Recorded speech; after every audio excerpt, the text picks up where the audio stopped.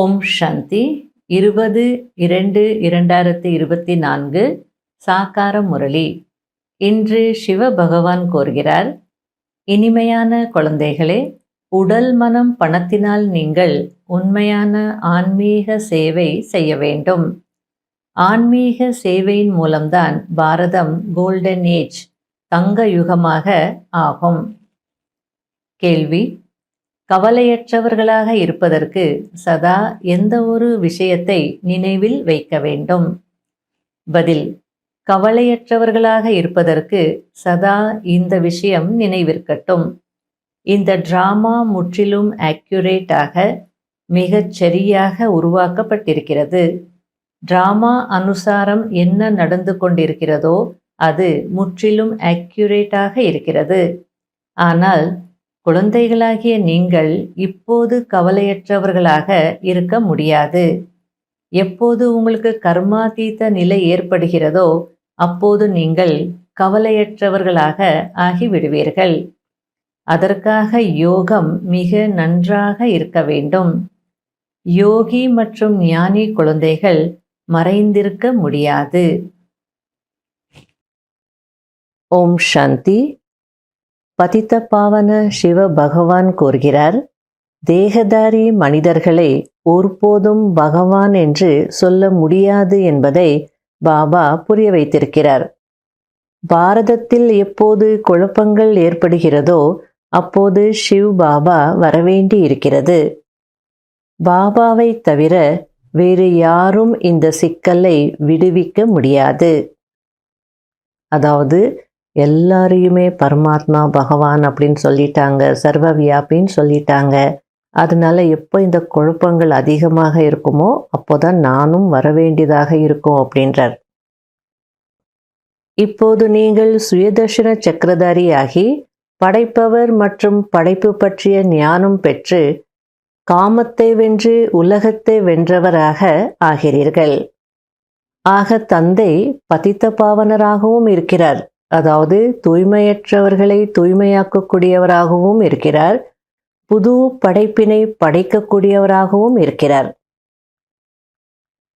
இப்போது எல்லையற்ற ராஜ்யத்தை அடைவதற்காக நீங்கள் முயற்சி செய்கிறீர்கள். நான் சாதாரண உடலில் பிரவேசமாகிறேன் என்று சிவபாபா கூறுகிறார்.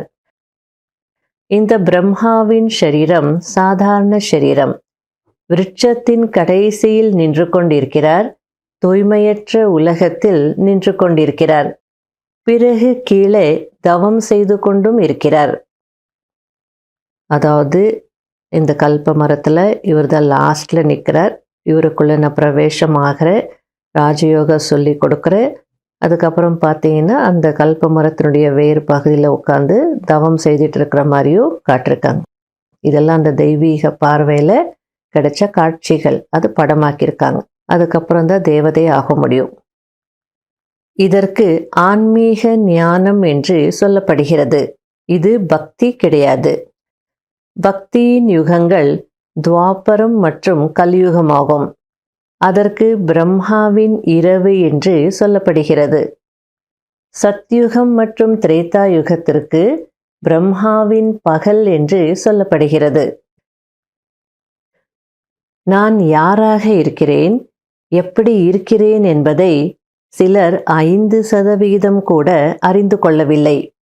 நீங்கள் தந்தையை அறிந்து கொண்டு முழுமையாக நினைவு செய்ய வேண்டும். பாபா நினைவு மறந்து போகிறது என்று சொல்கிறார்கள். அட, நீங்கள் பாபாவை நினைவு செய்ய முடியாதா? இதுவோ உழைப்பிற்கான விஷயம் என்று பாபாவுக்கு தெரியும். இருந்தாலும் முயற்சி செய்ய வைப்பதற்காக வலியுறுத்தி சொல்லிக்கொண்டே இருக்கிறார். அட, எந்த தந்தை உங்களை பார்க்கடலுக்கு அழைத்து செல்கிறாரோ, உலகத்தின் எஜமானராக ஆக்குகிறாரோ, அவரையா மறந்து போகிறீர்கள்? மாயா அவசியம் மறக்கடிக்கவும் செய்கிறது. எனவே நேரம் எடுத்துக்கொள்கிறது. இருந்தாலும் அவசியம் முயற்சி செய்ய வேண்டும். பகவான் ஒருவர்தான், மற்ற அனைவரும் சகோதரர்கள். நான் என்னுடைய குழந்தைகளுக்கு தான் படிப்பிக்கிறேன் என்று தந்தை கூறுகிறார். யார் என்னை கண்டறிந்து கொள்கிறார்களோ அவர்களுக்கு பாடம் கற்பித்து தேவதையாக ஆக்குகிறேன். பாரதம்தான் சொர்க்கமாக இருந்தது, இப்பொழுது நரகமாக மாறி இருக்கிறது. இங்கு இருப்பது ராவண சம்பிரதாயம் என்று பாபா கூறுகிறார். பதித பாவனா வாருங்கள் என்று நீங்கள் அழைக்கிறீர்கள். ஆக இது தூய்மையற்ற உலகமா, தூய்மையான உலகமா? நாம் நரகவாசி என்று நீங்கள் புரிந்து கொண்டிருக்கிறீர்கள் அல்லவா? இது என்ன தெய்வீக சம்பிரதாயமா, ராமராஜ்யமா? இப்பொழுது நீங்கள் ராவண ராஜ்யத்தில் இல்லை. ராவண ராஜ்யத்தில் இப்பொழுது அனைவருடைய புத்தியும் அசுர புத்தியாக இருக்கிறது. இப்பொழுது அசுர புத்தியை தெய்வீக புத்தியாக ஆக்கக்கூடியவர் யார்? இப்படி ஒரு 4 கேள்விகள் கேட்டீங்க அப்படின்னா மனிதர்கள் சிந்திக்க ஆரம்பிப்பாங்க, ஞானம் நல்லா கேட்பாங்க அப்படின்னு பாபா புரிய வச்சிட்டு இருக்கிறார். தந்தையின் அறிமுகத்தை கொடுப்பதுதான் குழந்தைகளின் வேலையாகும். யுத்தம் எதிரில் நின்று கொண்டிருக்கிறது. நாம் நினைவு யாத்திரையில் இருக்கிறோமா என்று தன்னுடைய மனதை கேட்டுக்கொள்ளுங்கள். பாபா ஆத்மாக்களாகிய உங்களுக்கு படிப்பித்துக் கொண்டிருக்கிறார். குழந்தைகளே, ஆத்ம அபிமானி ஆகுங்கள், அஷரீரி ஆகுங்கள் என்று பாபா கூறுகிறார். என்னை மட்டும் நினைவு செய்யுங்கள், அப்போது நீங்கள் தூய்மையாகி விடுவீர்கள் என்று ஞானக்கடல் தந்தை புரிய வைக்கிறார். தெய்வீக குணங்களை தாரணை செய்யுங்கள், யாருக்கும் துக்கம் கொடுக்காதீர்கள். முதல் நம்பர் துக்கம் காம விகாரத்தில் ஈடுபடுவது. இந்த காம விகாரம்தான் முதல் இடைக்கடை துக்கத்தை கொடுக்கிறது. சத்தியுகத்தில் இந்த விகாரம் இருப்பதில்லை. அடுத்தது பாபா சேவையை பற்றி சொல்றார். சேவை அப்படின்றது ஒரு சப்ஜெக்ட். அந்த சப்ஜெக்டில் 3 பாடங்கள் இருக்கு. மனசா சேவை, வாச்சா சேவை, கர்மனா சேவை. அதாவது மனதின் மூலம் செய்யக்கூடிய சேவை, வார்த்தைகள் மூலம் செய்யக்கூடிய சேவை, கர்மத்தின் மூலம் செய்யக்கூடிய சேவை. இதில் எது ரொம்ப ஈஸி அப்படின்னா வார்த்தைகள் மூலம் செய்யக்கூடிய சேவை மிகவும் சகஜமானது அப்படின்றார். எது நம்பர் 1 சேவை?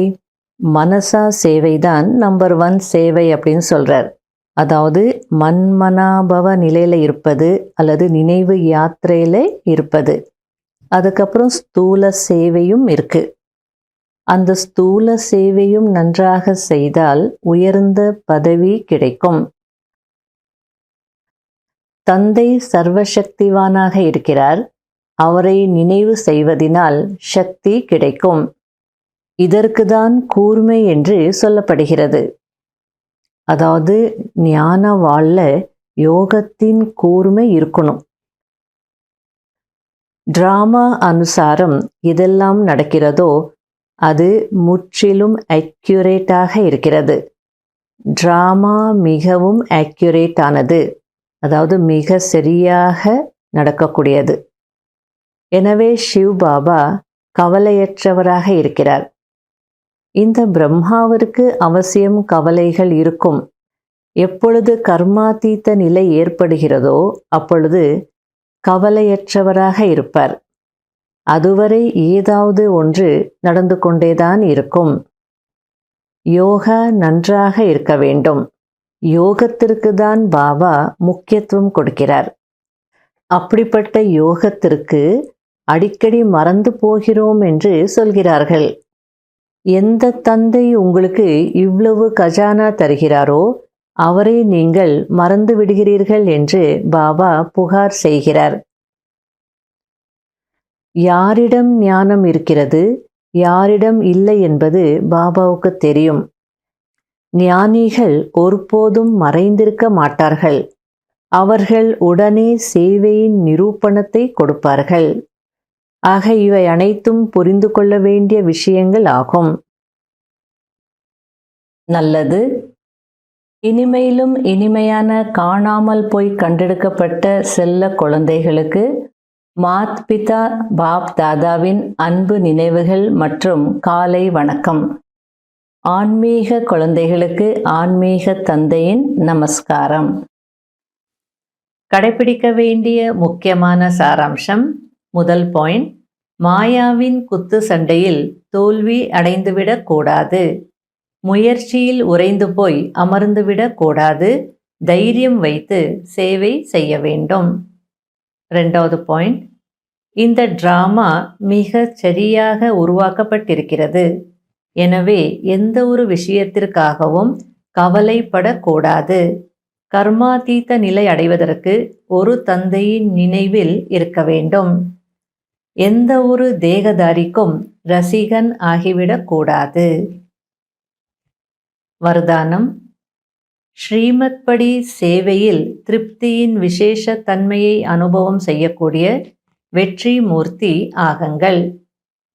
எந்த சேவை செய்தாலும் சரி, ஞானம் கேட்க ஆட்கள் வந்தாலும் சரி, வரவில்லை என்றாலும் சரி, ஆனால் தனக்கு தானே திருப்தியாக இருங்கள்.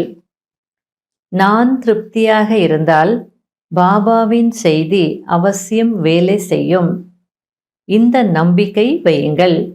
இதில் மனசோர்வு அடையாதீர்கள். மாணவர்களின் எண்ணிக்கை அதிகரிக்கவில்லையா? பரவாயில்லை. உங்களுடைய கணக்கில் சேமிப்பாகிவிட்டது. மேலும் அவர்களுக்கும் இறை செய்தி கிடைத்துவிட்டது. ஒருவேளை நீங்கள் திருப்தியாக இருந்தீர்கள் என்றால் செய்த செலவு பயனுள்ளதாக ஆகிவிட்டது. அவ்வளவுதான். ஸ்ரீமத் படி காரியம் செய்தீர்கள். ஆக ஸ்ரீமத்தை ஏற்றுக்கொள்வது இதுவும் வெற்றி மூர்த்தி ஆகுவதாகும். ஸ்லோகன்: சக்தியற்ற ஆத்மாக்களுக்கு சக்தி கொடுங்கள். அப்போது அவர்களுடைய ஆசீர்வாதங்கள் கிடைக்கும். ஓம் சாந்தி. இன்றைய அவ்யக்த சமிக்கை. உங்களுடைய முகத்தில் ஒன்று, சதா ஆன்மீக புன்னகை இருக்க வேண்டும். இரண்டாவது, வார்த்தைகளில் சதா இனிமைத்தன்மை இருக்க வேண்டும். மூன்றாவது, மனம் மற்றும் புத்தியில் சதா சுப பாவனை, இரக்க உள்ளத்தின் பாவனை, வள்ளல் தன்மையின் பாவனை இருக்க வேண்டும். ஒவ்வொரு அடியிலும் தந்தையை பின்பற்றக்கூடியவராக இருக்க வேண்டும். சம்பந்தம் தொடர்பில் யாரெல்லாம் வருகிறார்களோ அவர்களுக்கு ஏதாவது ஒரு குணம் அல்லது சக்தியின் பரிசை கொடுங்கள். வேறெதுவும் கொடுக்க முடியவில்லை என்றால் 2 இனிமையான வார்த்தைகளையாவது பரிசாக அவசியம் கொடுங்கள். யாருமே வெறுங்கையில் போகக்கூடாது. ஓம் சாந்தி.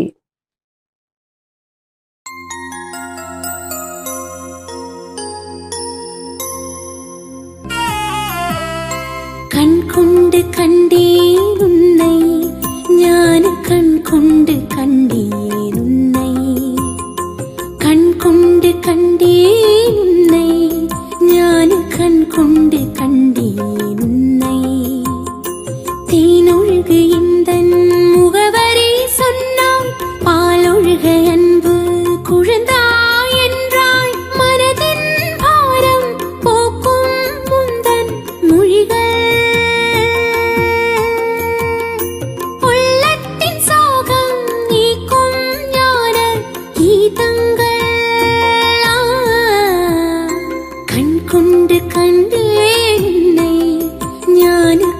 கொண்டு கண்டேன் உன்னை.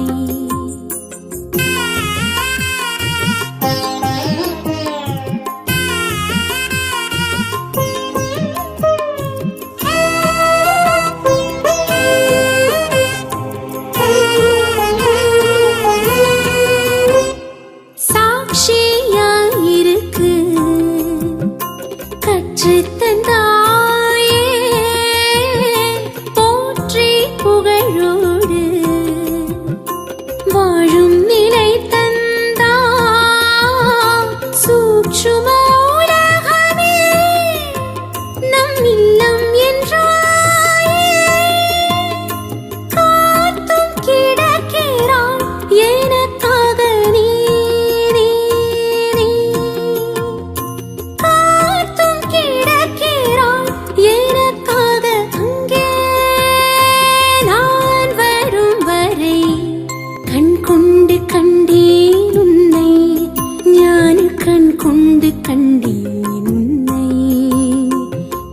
கொண்டு கண்டேன் உன்னை ஞான கண் கொண்டு கண்டேன் உன்னை தேனொழுக எந்தன் முகவரி சொன்னாய் பாலொழுக அன்பு குழந்தாய் என்றாய் மனதின் பாரம் போக்கும் முந்தன் மொழிகள்